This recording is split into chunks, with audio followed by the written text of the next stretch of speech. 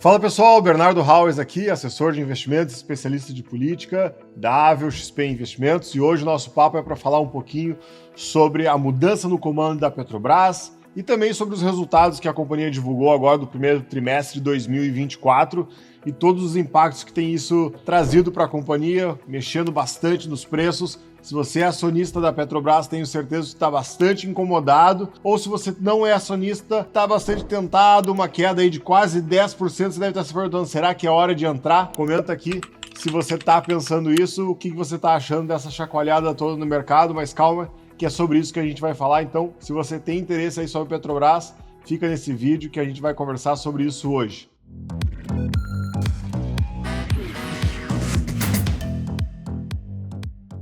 Bom, pessoal, vamos lá. Tá esfriando aqui em Porto Alegre, já tô até de casaco hoje, 8 graus, mas vamos lá, o papo hoje tá quente, o mercado, apesar do clima em Porto Alegre, é Petrobras, é sobre o mercado de óleo e gás, e os resultados da companhia vieram bastante aquém, bastante defasados em relação aos seus pares internacionais, frente às outras empresas, né? Veio bem abaixo. Mas até então, apesar dessa diferença, como os dividendos vieram mais ou menos em linha, até um pouquinho acima ali do que o mercado esperava, os preços estavam segurando ali, estavam mais ou menos ok, até de surpresa praticamente o governo anunciar a troca do comando da companhia. Porque a gente teve uma crise recente, não fazia nem 30 dias que havia tido uma crise aberta, e aparentemente a crise tinha sido superada. Só para a gente relembrar qual tinha sido a crise, era um impasse sobre a distribuição dos dividendos extraordinários. O conselho, capitaneado pelo seu presidente, o Prats, estava sendo idealizada uma distribuição, tinha aprovado a distribuição dos dividendos, depois tinha sido aprovada a retenção desses dividendos, depois disso teve um baita rebuliço no mercado, as ações despencaram, quase 35 bilhões de perda de mercado em função disso. Crise disparada dentro do governo, porque de um lado você tem o ministro das Minas e Energias, o ministro da Casa Civil, Rui Costa, defendendo o uso interno, investimento direto da companhia usando esse recurso, e do outro lado o Prats mais ou menos alinhado ali com o mercado, com os minoritários, para manter a política de distribuição de dividendos como já vem sendo usual dentro da companhia. Parecia estar superada essa crise, Prats parecia ter debelado a crise e tinha sido aprovada a distribuição dos dividendos, o preço da companhia se recuperou, voltou ali a operar nos patamares pré-crise dos dividendos, digamos assim. Evoluímos para esse cenário, foi divulgados os resultados vieram bem abaixo, trouxe até os números aí para vocês avaliarem se estavam aceitáveis ou não. Olha só, lucro líquido da companhia veio 23,7 bi, 37,9% menor que do ano anterior e 23,7% menor do que no TRI anterior. Então, assim, bem abaixo aí até do que era o consenso de mercado esperado. E o EBITDA veio 17% menor do que no TRI anterior. Então, assim, bastante aquém ali do que era o que o mercado esperava. E por que veio tão baixo? Assim, um dos motivos. A produção caiu 5%, mais de 5%, 5,4%, se a gente quer ser preciso, e a receita recuou aí 15,4%, tá?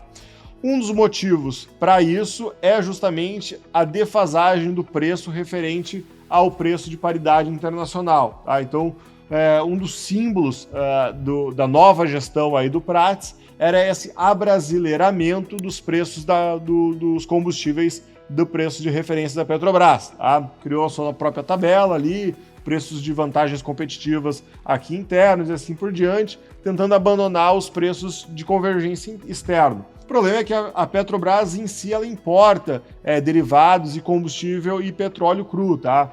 Então, assim, é muito difícil a companhia não conseguir, não ter uma base de referência internacional. Ela vai comprimir margens, ela vai diminuir receita, vai diminuir faturamento e vai diminuir a lucratividade. Com isso, vai ter esses resultados piores. Na ponta, na última linha, vai distribuir menos dividendos para o seu acionista. O preço do barril do petróleo também não tem ajudado tanto assim a companhia. Então, quando a gente olha seus pares, quando olham as outras companhias multinacionais do setor de petróleo, outras grandes referências, também tiveram quedas de produção, queda de receita, queda de lucratividade, porém a Petrobras caiu muito mais que as outras. Isso é sem dúvida negativo para a Petrobras, acaba pesando.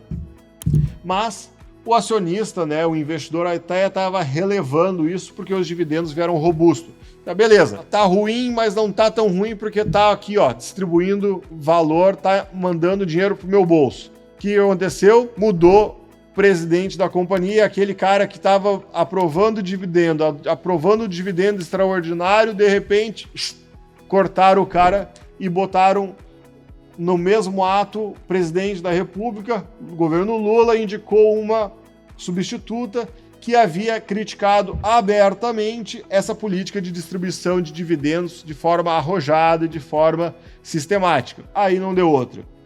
Desde os últimos resultados que a companhia divulgou agora no início dessa semana, é uma queda de quase 10%, com quase 50 bilhões em preços de mercado que foram destruídos da Petrobras, a maior estatal brasileira. Sem dúvida, é para o acionista da empresa que é buy and holder, que está investindo para o longo prazo, sentar e chorar. 50 bilhões não é fácil aí de assimilar. E essa tem sido a toada da Petrobras nos últimos anos.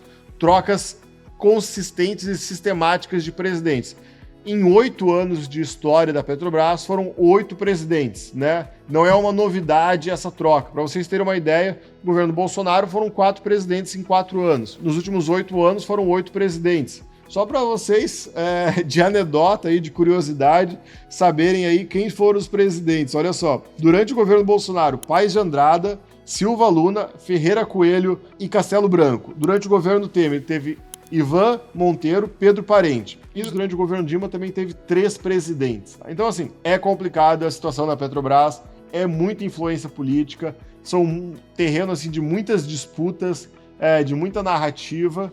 E aí fica realmente difícil a gente ter uma implementação num projeto, de um planejamento estratégico de longo prazo. Só para vocês terem uma ideia, uma questão de referência. Em média, um CEO aqui no Brasil, ele permanece à frente de uma companhia de 4 a 5 anos. Nos Estados Unidos, chega a ser mais de 5 anos. Com um ano de companhia é muito difícil você levar à frente com uma sustentabilidade, um planejamento estratégico apenas em um ano, né? Então, assim, fica muito comprometido, fica muito quebrado a sustentabilidade de um projeto de longo prazo. Você vê as coisas serem duradouras, os projetos. Talvez você esteja perguntando, então, beleza, quem é essa sucessora que está assumindo aí agora da Petrobras? Vamos lá. Magda Chambriard. Quem é Magda Chambriard? Ela é ex-diretora da ANP, tá? Que é uma agência nacional de petróleo e gás. Então, assim, é uma técnica. Ela foi, durante muitos anos, funcionária de carreira, inclusive, da Petrobras. Ela foi presidente da ANP durante o governo Dilma Rousseff. Então, assim, é alguém que é ligada ao meio petista, que tem essa vinculação, proximidade ao governo petista, é alguém que teve o aval, digamos assim, em termos de conversas com o Mercadante, com a Dilma. O Lula consultou essas referências aí antes de fazer a sua indicação. Será que faz sentido? Não faz e tal.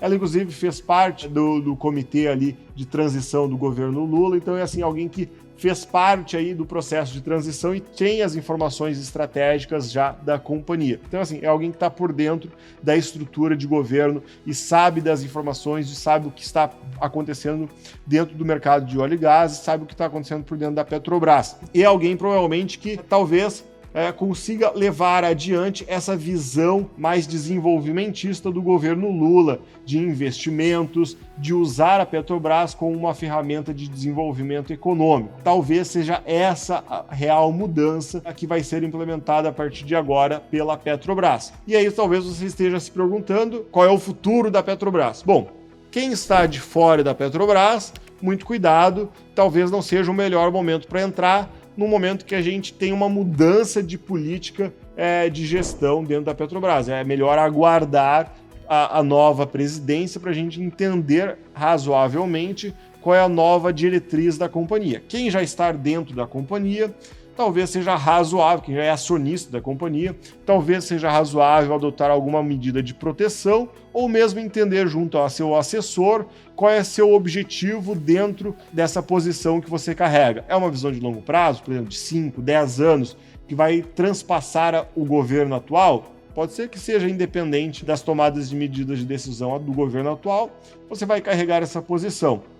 Então vai ser independente se a ação cair 30%, 40%, 50%, uma mudança de governo isso vai voltar? O mercado de petróleo é bastante resiliente. Ou será que você está fazendo um positioning e uma queda aí de 10%, 15% vai machucar muito sua carteira? Talvez faça sentido uma proteção, uma saída, realizar alguma posição neste momento. Então, assim, entenda qual é o teu objetivo. Se o teu objetivo é dividendo, será que a partir do próximo trimestre vai cair de forma substancial a distribuição de dividendos? Então é melhor agora realizar essa posição? Entenda exatamente quais são os seus objetivos e entenda também se existem outros pares que substituem essa posição estratégica. Por exemplo, se você tem como objetivo estar posicionado no setor óleo e gás, que entende que é uma posição defensiva frente a um momento de instabilidade econômica, guerra, de conflito internacional, e que uma posição de óleo e gás seja uma posição defensiva, fluxo de caixa em dolarizado, pode ser defensivo para você, talvez faça mais sentido optar por outras empresas, como a Prio aqui no Brasil, ou mesmo empresas internacionais do setor de óleo e gás. Então, busque o seu assessor de investimentos, entenda quais são as opções que você tem e tome o melhor curso de ação. Pessoal, por hoje era isso. Era um breve apanhado aí das atualizações políticas, econômicas e de mercado que a Petrobras causou impacto e sofreu impacto e como que isso está repercutindo na sua carteira de investimentos. Agora eu quero saber de você. Comenta aí. Qual é a sua opinião sobre o futuro da Petrobras? Está otimista? Está pessimista? Acha que isso é mais um ruído de curto prazo? Vai retomar o preço logo em breve? Ou, pelo contrário, daqui para frente é só para baixo? Deixa aqui nos comentários e nos vemos no próximo Avelcast Política.